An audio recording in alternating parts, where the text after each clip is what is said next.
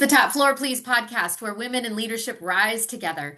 I'm your host, Melissa McCormick, executive coach and founder of the Grace and Salt Leadership Academy. This is your space to find clarity, grow in confidence, and lead with bold authenticity. Whether you're navigating the boardroom, building your team, or stepping into new territory, you're not alone. Let's talk real challenges, real growth, and real leadership because the top floor isn't just a place, it's a mindset. Alrighty then, let's get started. Oh, all right, everyone. Welcome back to the Next Level series. So, if you've been with me for the past week or so, you know that we're unpacking the leadership behaviors that separate those high performers from the women who become the obvious choice for the next level. So, what I mean by that is I'm trying to give you insight and kind of the secret into an executive brain, so that we can take all those high performing women and you can rise to the top and actually be the obvious choice for promotion. So we're continuing that series, and today's conversation is going to build on everything that we've covered so far. Okay, so have you ever looked at someone else's promotion and honestly wondered, what am I missing? Like, you're not in a jealous way, or maybe just a little bit, but not really. You're genuinely curious, right? Because you've done everything you were taught to do. You work hard, you hit your goals, you support your team, you solve problems, you're dependable. Quite frankly, people trust you, right? So why did someone else get the opportunity? What did they see? What did the executive see that you don't? Have you ever asked yourself that question? Well, if you have, I've got some good news. You might not be missing anything. You may simply be using the wrong scorecard. So today we're going to talk about the invisible scorecard, and that invisible scorecard that executive leaders use when deciding who's ready for the next level. And the reason why we're talking about that today is because here's what I wish someone would have told me years ago at some point in my career, that the rules change. And nobody sends you this message, this memo, right? Nobody sends it and says, hey, Melissa, now it's time for the rules to change. That's what we're going to talk about today. So welcome to the Top Floor Please podcast. I'm Melissa McCormick, your host. This is the podcast where high-performing women who are ready to stop staying stuck and become the obvious choice for the next level. This is where you hang out. For years, I was the go-to doer. I was that person who everyone depended on to solve problems, get things done. What I didn't realize was that doing more wasn't preparing me for the next level. It was actually keeping me from it. My breakthrough came when I stopped trying to do everything myself and started leading through others. I stopped being that go-to doer and became the go-to leader. If you've ever felt stuck, overworked, or wondered, what is it going to take to reach the next level, then you're in the right place. Your breakthrough, it begins the moment you stop being the go-to doer and become the go-to leader. All right, so let's dive in. Okay, so I want you to think back at the beginning of your career. What got you promoted? Like, what got you to where you are today? Working hard, probably. Meeting deadlines? Yeah, probably. Being reliable, learning quickly, asking good questions, doing quality work, being available, flexible, being that person people could count on. Yeah, absolutely. And those things absolutely matter. In fact, they're the reason that you've been successful. But then somewhere along the way, without anyone telling you, the scorecard changed. And suddenly the question wasn't, can she do the work? The question became, can she lead work through other people? It wasn't, can she solve the problem? No, it was, can she build people who solve problems? It wasn't, can she work harder? No, it was, can she think further? And that's where many incredible leaders get stuck, because they continue trying to earn that next level promotion using the same scorecard that they were scored on that got them to where they are. Make sense? Yeah. So, and all everything that I've described is especially true for high performing women. When we're given more work, we do it. When another project needs attention, hey, we volunteer. When someone leaves, we absorb the responsibilities. Now, why do we do that? Well, it's because that's who we've always been. We've always been responsible, trustworthy, dependable, reliable, flexible. And organizations, quite frankly, love that until they're looking for the next level. They're looking for that next level person. And now, like that next level executive. And now they're asking different questions. They're saying, well, who's developing leaders? Who's thinking about the future? Who's making the organization stronger instead of simply keeping it running? Who is creating capacity instead of consuming it? And those are questions rarely have anything to do with who worked the longest hours. I still remember sitting in executive meetings early in my corporate career thinking, I know more about this business than some of the people around this table. Maybe you've had that thought too.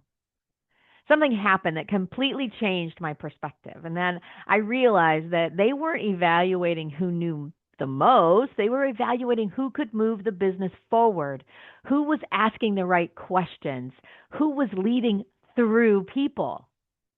Those are two very, very different things. You know, one executive consistently asked questions that I hadn't considered, right? Think about yourself in the boardroom and you've got maybe they're new to your organization, maybe they're not, but you've got executives around the table and they're asking questions like, what happens if we double in size? How will this affect another division? What risk are we creating 2 years from now? They weren't smarter. They were thinking differently. And that was the day, right? That day when I heard those different questions, that was the day that I knew executive leadership isn't about having better answers, it's about asking better questions. So let's pull back the curtain just a little bit. And I want to give you 5 things executive teams are quietly, invisibly evaluating. And I don't even know if they realize it. Like, there's not a scorecard. You know, when I talk about the invisible scorecard, I'm not saying that, oh, there's the secret handshake and the secret scorecard. No, I'm not saying that.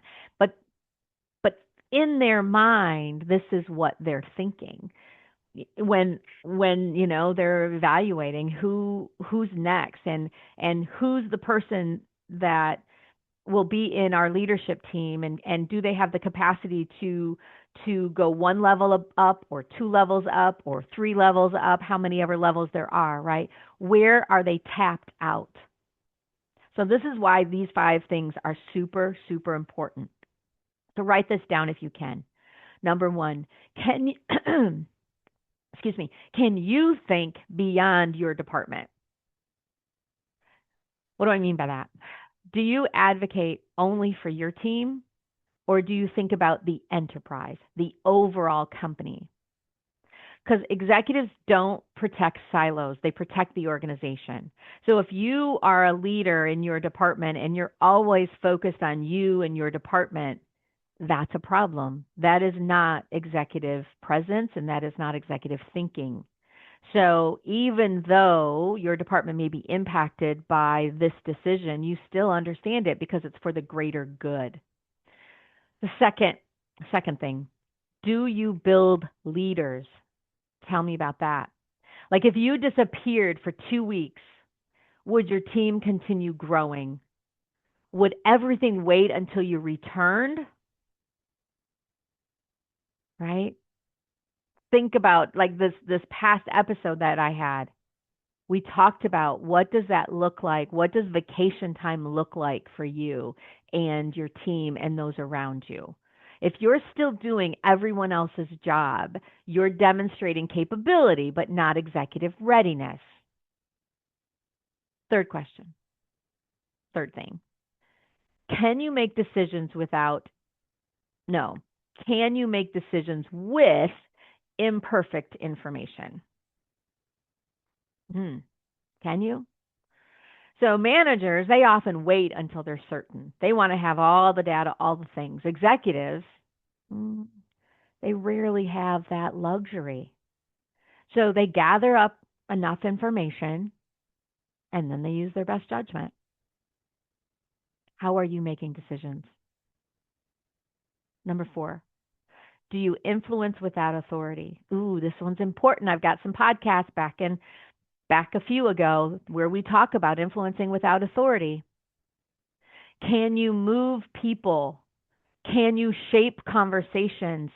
Can you gain commitment? I want to just have one little shout out to a movie called, what was it called now? It just came to my mind. 12, I think it was called 12 Good Men by Jimmy um, Stewart is the lead actor in this movie. It's black and white. And so Google it, watch it. It's about one man who took a jury. So there was a person who was being tried for murder or stabbing somebody, something like that. And it takes place in the jury room. And it's all about one man who influenced everybody was voting guilty, something like that. And it's how I don't want to give you a spoiler alert, but it's how this one person influenced everybody else on the jury. It's really an important lesson and an important movie. And read it if you're interested. Excuse me. Watch it if you're interested. Can you move people? Can you shape conversations, even if you're not the boss? Can you gain commitment? Influence, it matters more than expertise at the executive level. You're moving people that may not work for you. If you're in a volunteer organization or a nonprofit organization, and volunteering for the nonprofit. So, as many of you know, I'm part of Rotary International. I have a club member, and very active in my district. And in moving volunteers, influence is super important. That's a place where you can practice. You can practice about influence and moving people forward when, and then apply it in your professional life. Number 5, can you let go? This is a big one. Are you a control freak? Can you let go? Like the higher you go, the less important it becomes that you can do everything. But the more important it becomes that you can build others who can. Again, we're leading through other people. But here's the frustrating part. Your boss, they may never sit you down and explain the new scorecard. You've got to where you are. You think you're playing by the same rules, but you're not. And they don't sit you down, and it's not because they don't care. Of course they care. They may just assume you already know. Maybe they don't have time. Maybe they're evaluating you without even realizing they're doing it. Remember, I told you this is an invisible scorecard. When they say, I'd like to see you think more strategically, what they mean is, I'd like to see you spend less time doing and more time leading. And you say, but who's going to do the work? There's so much here and there's so many people. And they say, figure it out. Maybe not all the work needs to be done. Have you thought about that? They want you to come up with those solutions. When they tell you to delegate, they're not trying to make your life easier. They're trying to see whether you can multiply your leadership. When they encourage you to build your team, they're evaluating whether you can eventually lead leaders. And I don't say that, and they don't say that as criticism, and I don't say it as criticism. But they're clues, right? So when they tell you those things, think about what the meaning is behind it or underneath it. Not taking it for face value and it's like, oh, okay, I guess I'm supposed to delegate. I don't know why, but I'm supposed to delegate. So this week, I want you to, I'm going to give you some questions that I want you to ask yourself. Instead of asking, what more should I do? I want you to ask these questions to yourself. First one is, Am I spending my time proving I'm valuable, or am I increasing my value? They're not the same thing. Am I spending my time proving I'm valuable, or am I increasing my value? See how that's different? Question number two. If my boss watched me for 1 week, would they describe me as strategic or busy? And question three. What am I doing today that someone on my team should be learning to do tomorrow? That's where executive growth begins. So our three key takeaways today is that scorecard changes as you move into executive leadership. Working harder won't necessarily move you forward, but thinking differently absolutely will. Number two, executive leaders are evaluated on multiplication, not just on execution. They're building leaders who are building leaders, not simply producing results. And number three, stop asking, what am I missing? Start asking, what scorecard am I using? In today's episode, we talked about the invisible scorecard, right? That executives may or may not actually even realize, but they're using it when they're evaluating leaders for the next level. And one of the biggest items on that scorecard is something that almost every leader has heard, but very, very few people they actually know how to define it. And it's, I'd like to see you think more strategically. I'd like you to get out of the weeds and think more strategically. What does that mean? What does that actually mean? So in our next episode, we're going to break down strategic thinking in a very practical way so you'll know exactly what executives are looking for. And more importantly, how to start demonstrating it every day, because I want you to start demonstrating it before they ask. Makes sense, right? I want you to demonstrate it before so that if that, so when they're looking at that invisible scorecard, check, check, check, check, you're the obvious choice to go to the next level. All right. Well, before we wrap up today, I want to leave you with this one question. Are you trying to earn your next promotion using the same scorecard that you earned your last one? Because if you are, you're working harder than ever while being evaluated on something completely different. But the good news is that you don't have to figure it out alone. And remember that your breakthrough, it begins the moment you stop being the go-to doer and become the go-to leader. All right, everyone. Until next time, keep leading forward. Thanks so much for hanging out on the top floor. If today's episode gave you something to think about or a little boost, share it with your friends to keep the momentum going. And hey, if you're ready to rise, find your voice, and lead with clarity and confidence, we'd love to connect with you. Reach out at graceandsaltleadership.com to learn how Grace and Salt can support your growth. Remember, you don't have to lead like everyone else, just lead like you. All right, I'll see you next time on the top floor.